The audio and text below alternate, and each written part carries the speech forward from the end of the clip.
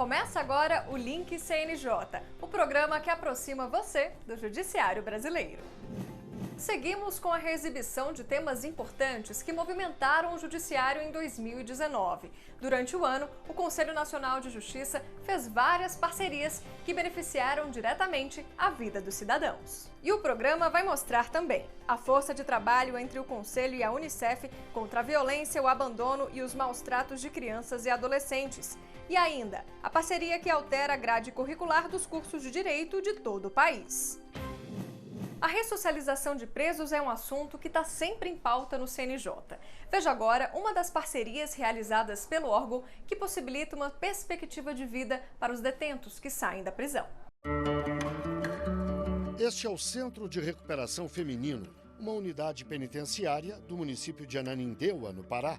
Aqui funciona a COSTAF, a cooperativa de artesanato criada com o apoio da ONG Humanitas 360 e que há 4 anos representa uma chance de recomeço para essas presas. A COSTAF é a primeira cooperativa de trabalho de detentas dentro do cárcere e que se propõe, então, não só a ensinar o artesanato a essas mulheres, é ensiná-las a administrar sua atividade. E aprender a administrar o próprio trabalho é realmente a chave do sucesso do projeto. As presas aprendem noções gerenciais e tudo o que produzem é comercializado de forma organizada. Domingas já está em liberdade e 2 anos depois voltou à penitenciária para rever as amigas. Ela já não depende de ninguém para sobreviver. Aprendi a fazer crochê, aprendi a fazer alguns bichinhos de pelúcia, coisas de artesanato. Essa aí foi a minha solução depois que eu saí. E muitas outras mulheres seguem esse caminho. Uma iniciativa tão simples, com resultados tão extraordinários, tinha que ir além do Pará. E foi. A ONG Humanitas levou o projeto para o Complexo Penitenciário de Tremembé, no estado de São Paulo. E aqui o nível de organização cresceu. Tudo o que elas vendem é exibido neste site. Os resultados são muito parecidos com os do Pará. Hoje a gente formou uma cooperativa formada por 30 mulheres incríveis, determinadas. E a unidade masculina de Tremembé também ganhou uma versão do projeto. Aqui, a horta é um instrumento e também rende frutos. Do Pará para São Paulo e de lá para Brasília, na verdade, para todo o país. O ministro Dias Toffoli, presidente do Supremo e do Conselho Nacional de Justiça, assinou um termo de cooperação com a ONG Humanitas para estender esses projetos para as 27 unidades da federação. O objetivo é atender as penitenciárias femininas e também as masculinas. E o acordo de cooperação teve tratamento prioritário. Foi assinado em Brasília no mês passado, depois de apenas 2 meses de entendimentos. Luiz Lanfredi, juiz auxiliar da presidência do CNJ e supervisor do Departamento de Fiscalização do Sistema Carcerário, fala dos planos nacionais. Dr. Luiz Lanfredi, juiz auxiliar da presidência do CNJ e coordenador do Departamento de Monitoramento e Fiscalização do Sistema Carcerário. Depois da assinatura do convênio, quais são os próximos passos? Nós estamos agora tratando de formatar um plano de trabalho que vai ser justamente o fio condutor para a implantação dessas cooperativas em todo o território nacional. A ideia, e a proposta do ministro Dias Toffoli é que justamente tenhamos um modelo de cooperativa para cada estado da federação. E nós estaremos, portanto, definindo não só metodologia comum para que essa implantação se realize, como também os primeiros lugares que serão contemplados com essas atividades. E quando o senhor fala em todo o território nacional, está falando das 27 unidades da federação. Exatamente. A intenção é pelo menos fazermos uma cooperativa social atrelada a uma unidade prisional e contemplando egressos de um determinado estado em cada unidade da federação. Masculino, feminino, não importa. Preferencialmente os femininos, começando com os femininos e chegando também aos masculinos. Mas isso definindo um modelo, um paradigma, a partir do qual o próprio Estado, o próprio Tribunal de Justiça local, a partir desse modelo, pudesse replicar essa mesma experiência para outras unidades da federação na mesma área geográfica. Dr. Lanfred, por que a Humanitas foi escolhida? A definição da Humanitas, ela se deu porque a Humanitas adquiriu uma expertise, uma experiência acumulada com esse tipo de empreendimento, né? Não é só a organização da cooperativa em si. E nós acreditamos que esse modelo de organização é justamente aquele que vai permitir ao egresso a sua autonomia, a sua independentização em relação à própria sociedade.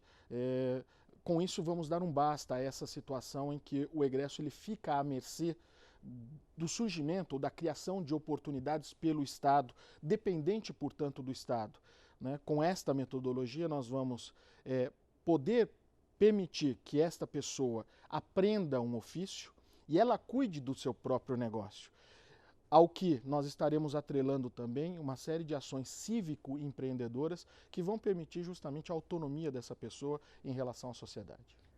E esses projetos demandam gastos? Demanda, sim, uma organização inicial de capital, né, que permita, inclusive, a própria remuneração desses detentos, desses egressos, né? Nós trabalhamos sempre com a ideia de um capital mínimo, um capital semente, que possa justamente estimular essas atividades e servir justamente de propulsora, de incentivo para que essas pessoas compreendam também a dimensão de que o trabalho delas gera produto e resultado para elas mesmas, mas evidentemente que nós podemos trabalhar, né, além de uma estruturação de capital, que não é um capital tão grande, com parcerias com o próprio Estado ou parcerias também com o setor da iniciativa privada, né? A Humanitas tem toda essa expertise já acumulada. Não foi uma escolha aleatória, e sim a partir de uma experiência bem sucedida nos municípios de Ananindeua e também de Tremembé. Ananindeua no Pará e Tremembé no interior de São Paulo. Não saia daí, no próximo bloco a gente mostra outras iniciativas.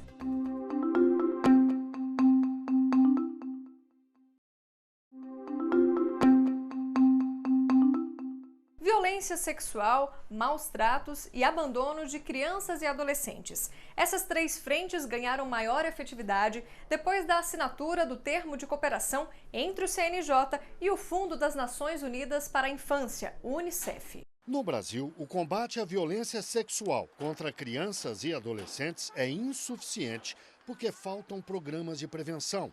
Além disso, a coleta e a divulgação de dados sobre esses crimes são limitadas.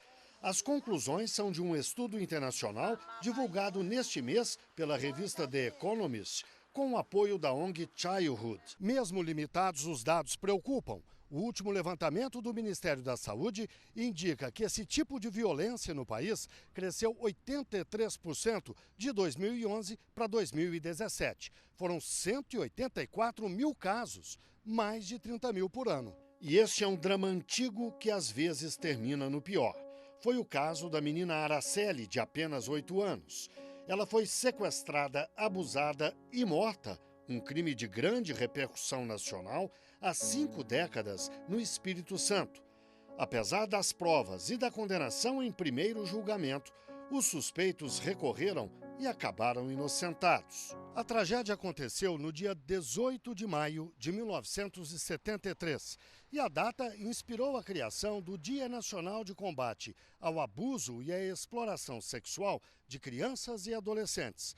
18 de maio também virou o nome deste centro de atendimento em Brasília. O centro, um dos primeiros do país, é a ponta de uma grande rede que reúne vários órgãos públicos. A gente tem a rede de assistência social, de conselhos tutelares, de saúde, educação, polícia. Então, toda a porta de entrada de denúncias em relação à violência contra a criança e adolescente está integrada nesse atendimento. O centro é todo equipado para garantir o cumprimento de uma lei nacional de 2017. O texto estabelece procedimentos para a escuta protegida, a tomada de depoimento de crianças e adolescentes, vítimas ou testemunhas de violência. A ideia é o foco na vítima, né?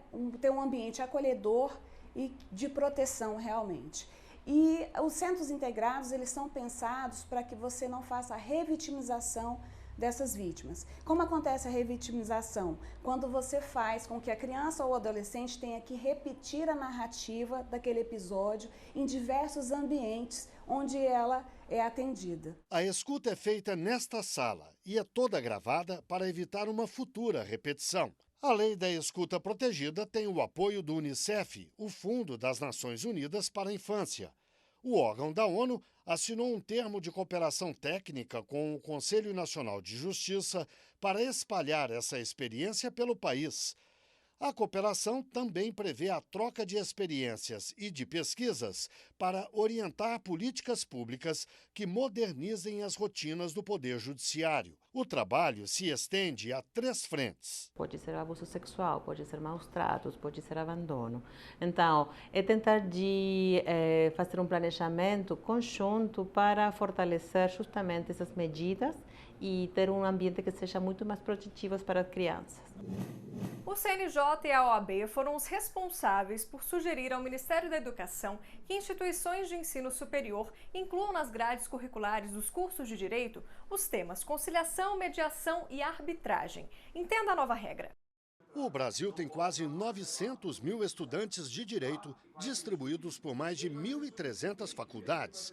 E esses cursos, na grande maioria, estimulam a chamada cultura da judicialização, ou seja, ensinam aos futuros advogados que, em caso de conflito, o único caminho para o cidadão é acionar a justiça.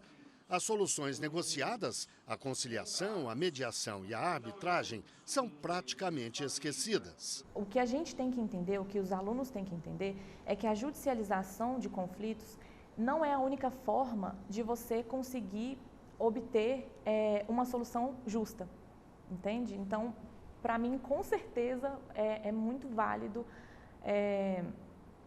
implementar essa matéria em todas as faculdades para exatamente o aluno saber atuar nessa situação da conciliação. O CNJ estimula a pacificação de conflitos e trabalha por uma mudança de rumos desde a década passada.